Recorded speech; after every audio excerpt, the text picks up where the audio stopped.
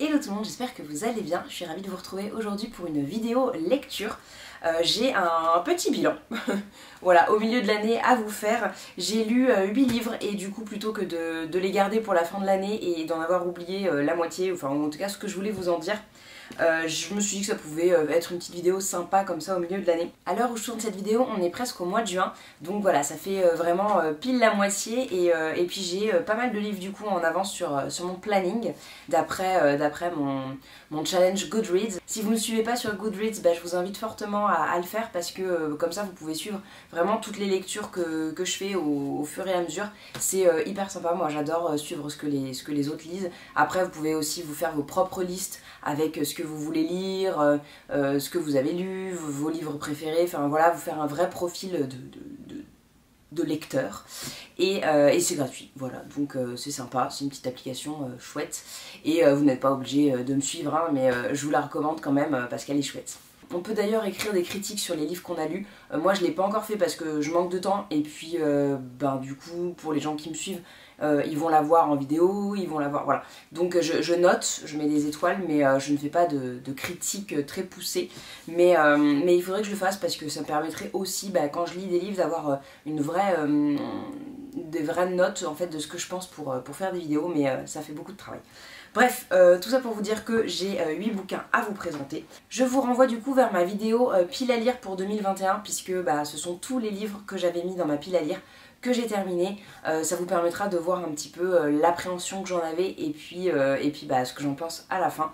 Ça peut être un comparatif un peu rigolo. Des bonnes lectures dans l'ensemble, hein, coup de cœur, ouais il y en a quelques-uns, et puis des déceptions, enfin je vais vous dire tout ça. Pour commencer, c'est le Cercle des derniers libraires de Sylvie Baron qui était la lecture commune du Under the Plaid Book Club de Louise Grenadine.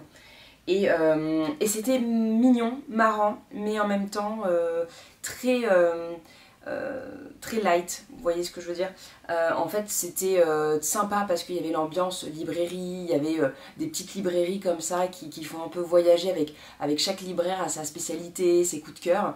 Et en même temps, le personnage principal donc, qui mène l'enquête s'appelle Adrien Darcy, c'est un journaliste sportif. Et en fait, voilà, cette référence à Mr. Darcy, elle est facile et un peu, voilà, un peu bateau on va dire.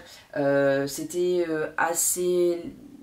Ouais, ça manquait un petit peu d'intellectualisation en fait du côté libraire. Voilà, on aime bien quand même, je pense, quand on lit, avoir des choses... Là c'était un peu pour à la portée de tous, quoi. Vous voyez, ceux qui n'aiment vraiment pas lire peuvent trouver ça sympa. Après je pense que le livre attire surtout des lecteurs assidus et des personnes cultivées ou des personnes voilà, qui aiment vraiment des vrais... ou qui ont les capacités de comprendre de vraies références. Donc bon, le côté Mr. Darcy qui est vraiment appuyé et puis qui manquait un petit peu de subtilité dans son approche. Voilà, je trouve ça dommage. En plus, l'intrigue, elle était un peu comment dire, un peu mal ficelée, non, mais il y a des moments où vous aviez l'impression qu'elle allait vers quelque chose de chouette, une description, et puis paf, ça s'arrête, et puis on passe à autre chose. Donc voilà, je trouve que ça manquait un peu de matière. Ça aurait pu être clairement plus étoffé, clairement plus sympa, parce que en vrai, enfin je veux dire, c'est pas pour la résolution du mystère qu'on lit ce genre de livre, hein, c'est aussi pour l'ambiance, pour s'attacher au personnage, et là, il n'y a pas trop ça. Voilà, je crois que je lui ai mis 3 étoiles sur Goodreads, mais c'était une petite lecture sympa, après, voilà, ça se lit facilement. J'ai lu Les sorcières de Pendle de Stacey Halls, et c'était ma copine Karine qui en avait parlé sur Instagram, et vraiment, c'était pas un coup de cœur, mais pas loin. J'ai vraiment bien aimé le livre, je me suis bien laissée entrer dans l'histoire, dans l'univers. C'est sorcellerie sans être de la vraie magie, il y a vraiment plus un petit côté un peu mystérieux qui est sympa. Et en fait ça le dit à la fin, ça parle d'une histoire vraie. Enfin, en fait, il y a vraiment eu un procès de sorcières et à la même époque avec des personnes qui ont existé dans le livre, mais c'est pas une biographie, c'est imaginé. Mais j'ai trouvé ça sympa de partir de la réalité pour en sortir une fiction. Ça se lit vraiment bien et c'était très très chouette. En plus le livre est joli, voilà. Et alors ça je le conseillerais plutôt en automne peut-être. Moi je l'ai lu en janvier, du coup c'était bien pour la période encore un peu hivernale, pluvieuse, cocooning. C'est pas une lecture d'été quoi. Mais je l'ai trouvé vraiment chouette. Et je vous conseille vraiment de tenter l'aventure parce qu'il il est original et puis il vous sortira un petit peu de tout ce qu'on voit dans les librairies actuellement. Mona Chollet, Beauté fatale, donc après avoir lu Sorcière, je me suis lancée sur un autre de ses écrits, Beauté fatale, les nouveaux visages d'une aliénation féminine, et j'ai trouvé très intéressant parce qu'il vous permet vraiment de repenser l'histoire en fait de la pub, de la mode, voilà, et de voir un petit peu d'où vient un petit peu les stéréotypes alors autour de la femme très très fine, du mannequin anorexique. Il y a beaucoup de récits, de témoignages de personnes à aller voir ensuite, enfin voilà, qui sont intéressantes. Mona Chollet, c'est toujours chouette de lire ses écrits parce que ça permet vraiment d'ouvrir une réflexion. C'est vraiment un livre que les jeunes filles devraient lire parce que c'est un livre qui permet de remettre des mots en fait sur ce qu'on pense, sur ce qu'on ressent, d'arriver à le traduire.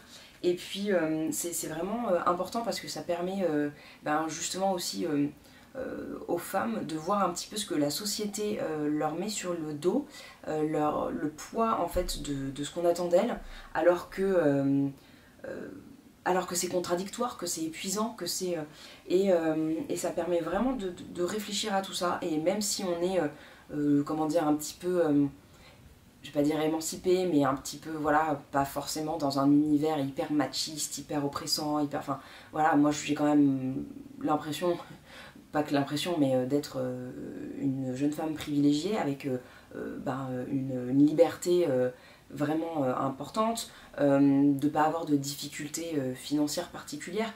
Donc c'est peut-être plus facile pour moi de m'en rendre compte seule, mais du coup même ce livre me remet des choses en tête, me dit que ce que j'avais intégré en fait c'est pas juste, c'est pas la vérité, enfin voilà. Et du coup pour des jeunes filles qui peuvent être justement un peu en manque de confiance, ça peut être un très très très chouette livre pour réfléchir un petit peu au poids de la société et voilà. Et à l'aliénation féminine. J'aime bien sauter du coq à l'âne. En fait, quand je finis un livre de particulier, j'aime bien partir sur complètement autre chose parce que ça permet de ne pas mélanger et surtout de continuer à digérer l'information, d'enregistrer et tout ça. Et là, j'ai lu l'Ascribe de Antonio Garrido, donc c'est un polar. Si vous aimez les enquêtes, les romans policiers, enfin vraiment, Antonio Garrido, c'est un maître dans le roman policier. Alors je pense que j'ai préféré Le lecteur de cadavres parce qu'il était beaucoup plus historiquement fourni, que le personnage principal est vraiment plus indépendant, libre. Et là on a une jeune fille qui essaye de s'affirmer en tant que parcheminière et qui va devoir affronter plein de choses et devoir se battre, mais elle reste quand même sous la coupe des hommes. Alors bon, en même temps, c'était en 799, hein, donc comment vous dire que le féminisme en 799, avant l'avènement de Charlemagne, c'était pas trop d'actualité, mais je sais pas, le fait qu'elle se retrouve un amoureux,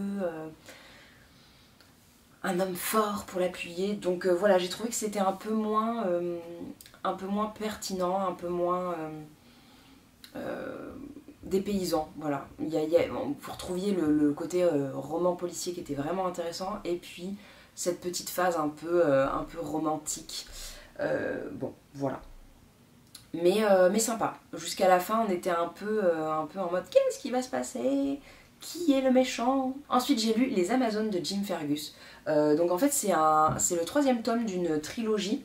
Alors, c'est pas nécessaire d'avoir lu les 2 autres pour comprendre celui-ci. J'ai pas lu les autres et je m'en suis très bien sortie. Mais du coup, vous avez toute l'histoire d'avant et là, c'est vraiment la fin. C'est voilà, peut-être intéressant à lire. Ma maman d'ailleurs a le 1er tome, donc on a dit qu'on s'échangerait nos tomes et que on se fournirait le 2e pour lire le 2e aussi et avoir tout lu. Mais c'est pas du tout voilà, gênant pour tout comprendre. Alors, c'était assez sympa dans l'histoire, voilà, cette histoire de la conquête de l'Ouest, de ces femmes très libres qui changent du tout au tout, qui se révèlent en fait, des femmes blanches du coup, puisque le premier tome s'appelle 1000 femmes blanches, c'est des femmes blanches qui ont été vendues aux tribus indiennes contre des chevaux, échangées contre des chevaux pour permettre au peuple indien de se mixer avec les blancs, les colons. Et en fait, ben, elles découvrent une autre vie et c'est plutôt elles qui vont s'inscrire dans les traditions indiennes que les Indiens devenir des Occidentaux. Et c'est assez sympa, c'est assez épique comme récit, ça fait rêver, c'est un peu onirique aussi parce qu'il y a un peu comme de la magie. En fait, vous avez vraiment cet esprit indien qui plane du est-ce que c'est la vérité, est-ce qu'il y a une explication logique, rationnelle, et en même temps, mais est-ce qu'on en a besoin, est-ce que c'est pas mieux de l'expliquer comme ça, voilà, il y a des choses très, très jolies, très poétiques, et en même temps, donc c'est sous forme de journaux. En fait, c'est plusieurs femmes, du coup, qui racontent leur histoire, leur transition, et Molly Standing Bear, qui est la descendante en fait de ces femmes-là, va écrire aussi son journal et lier un peu tous ces journaux pour les léguer à un journaliste qui va les publier. Et alors autant Molly Standing Bear, elle a un style qui est très identifiable, on comprend très bien qui c'est dans sa façon d'écrire, autant il y en a deux qui sont un peu proches. Alors certes, elles se ressemblent puisqu'à la fin elles s'apprécient énormément et elles sont amies parce elles ont vraiment le même profil, mais dans l'écriture du journal, du coup, c'est pas différenciable. Et j'ai trouvé que c'était un peu gênant dans l'écriture, voilà. Après, bon, c'est écrit par une seule personne, donc c'est un peu difficile peut-être de créer différents styles d'écriture de journaux, mais voilà, c'est le petit reproche que j'en ferai, sinon vraiment très sympa. Un autre petit cozy mystery, c'est le bal mortel à Honeychurch. Ça fait partie de la collection Les mystères de Honeychurch de Anna Denison. Et en fait, donc, je savais pas que ça faisait partie quand je l'ai pris, mais c'est pas gênant non plus, on arrive en plein milieu du mystère, et puis il y a toujours des petits rappels, donc pareil, pas de soucis pour comprendre. Et c'était sympa. Alors j'aimais beaucoup l'univers, le flashback avec les années 50, le bal mortel qui a eu lieu donc des années auparavant, et puis l'intrigue en général. Après, c'était un peu couru d'avance, et pareil, comme pour le cercle des derniers libraires, je trouve que ça manque un petit peu de profondeur sur les personnages, sur les caractères, les histoires. Des fois ça mériterait d'être un peu creusé. Alors après, peut-être que c'est brodé au fur et à mesure dans les autres livres, et que c'est pour ça qu'il faut acheter toute la collection, mais voilà, sur le moment j'ai trouvé que la résolution du mystère était courue d'avance, et j'ai pas du tout été surprise, même si j'avais pas deviné en fait, quand j'ai lu j'ai fait bah oui, je suis bête. Voilà, c'était pas genre oh waouh, voilà, c'est plus facile en fait de s'exprimer avec des onomatopées. Je devrais faire des vidéos comme ça en fait, genre waouh, oh, à la japonaise. Voilà, donc bon, mitigé quoi. Et puis j'attendais beaucoup de cette biographie de Valentine d'Arabie, donc enfin c'est Valentine de Saint-Point, plus exactement la nièce oubliée de Lamartine. C'est donc de Fazia Zahouri, et vraiment j'ai adoré cette biographie. Alors par contre, on en parle des coquilles dans le texte. Franchement, il y a personne qui relit les livres. Il est pas si gros, il se lit super vite, et il y avait, je sais pas, au moins 10 coquilles dedans. Donc moi je déteste ça, ça me sort de ma lecture. Je suis snob. Mais bon, sinon vraiment hyper chouette, hyper bien organisé, hyper bien documenté. J'ai trouvé ça hyper d'actualité. Alors c'est fou parce qu'à chaque fois que je lis un livre, j'ai vraiment un parallèle avec l'actualité qui se fait, qui est vraiment comme un alignement de planètes comme ça. Alors j'ai trouvé que c'était vraiment une femme exceptionnelle, alors un peu bizarre, et comment dire, vraiment, elle était poisson, donc vraiment dans la rêverie totale, et dans l'anticipation, dans la philosophie presque, dans la réflexion, mais plus quoi, au-delà du quotidien.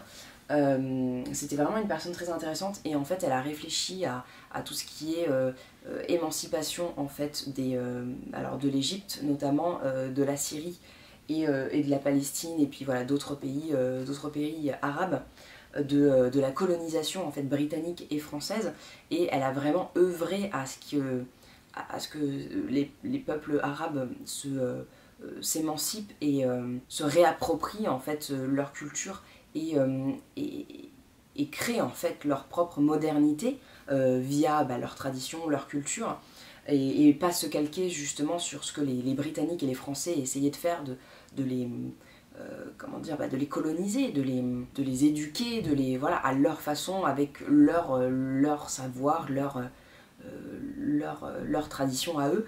Et du coup, elle a vraiment essayé de combattre ça toute sa vie. Vous avez vraiment le point de vue de quelqu'un qui vous est opposé et qui vous montre en fait sa réalité.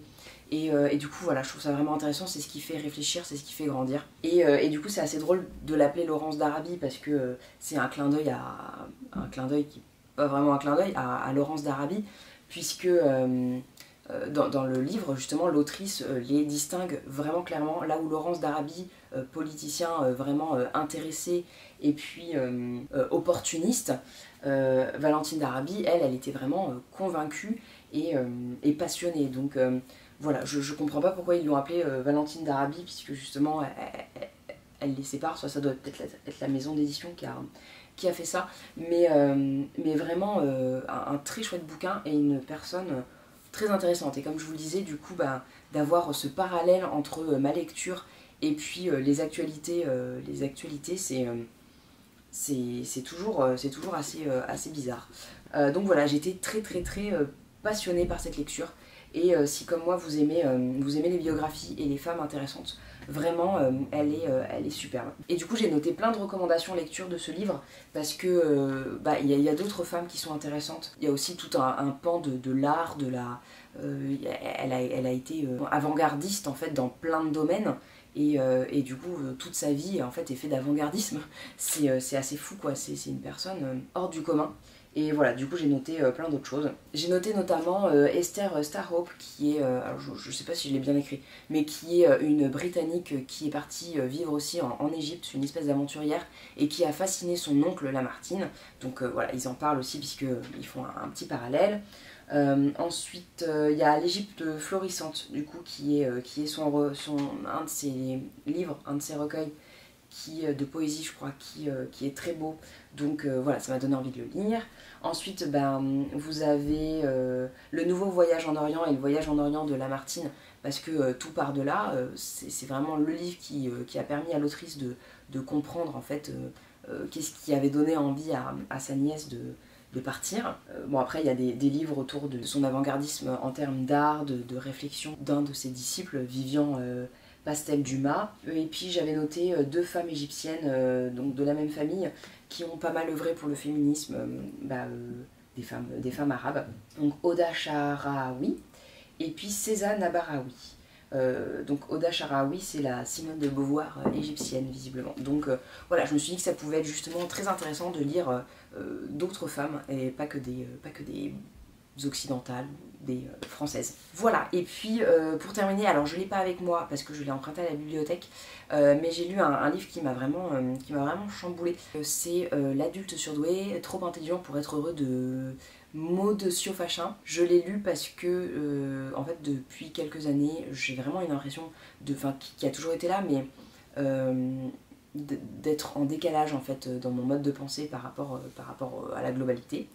Et j'ai toujours eu cette idée comme ça d'adulte surdoué, donc je me suis dit pourquoi pas lire ce livre. Je l'ai vu il y a quelques années et j'avais dit bon ça doit être un truc de psycho à la con, hein, où vous trouvez des maladies ou des états voilà, qui fleurissent à tout bout de champ et tout le monde va être adulte surdoué et tout le monde machin et tout ça. Et puis je l'ai revu passer sur Instagram et je me suis dit bon, emprunte-le. À défaut de l'acheter, et puis tu verras ce que ça donne. Et alors, j'ai vu des gens qui disaient oui, c'est hyper bateau, il y a plein de gens qui se retrouvent là-dedans, c'est facile de se retrouver là-dedans, il y a tellement tout et rien. Et du coup, ben, moi je me suis vraiment retrouvée à 99% dedans, donc vraiment quasiment pour tout en fait. Donc j'ai demandé à mon copain et à ma mère de lire. Alors ma mère l'a pas encore commencé, ni emprunté, ni acheté. Voilà, mon copain a commencé à lire, mais il n'a pas beaucoup avancé, mais déjà il m'a dit qu'il se retrouvait pas dedans. Et moi, il y a des gens, j'ai du coup un peu sondé des proches à moi sur une ou deux questions, et ils s'y retrouvent pas dedans. Donc en fait, je pense que la personne qui dit c'est facile de se retrouver dedans, c'est bateau et tout ça, je me dis en même temps, si tu as emprunté ou acheté ce bouquin parce que tu penses être surdoué, c'est qu'il y a peut-être quelque chose de vrai dedans, donc c'est normal que tu te retrouves dans le bouquin.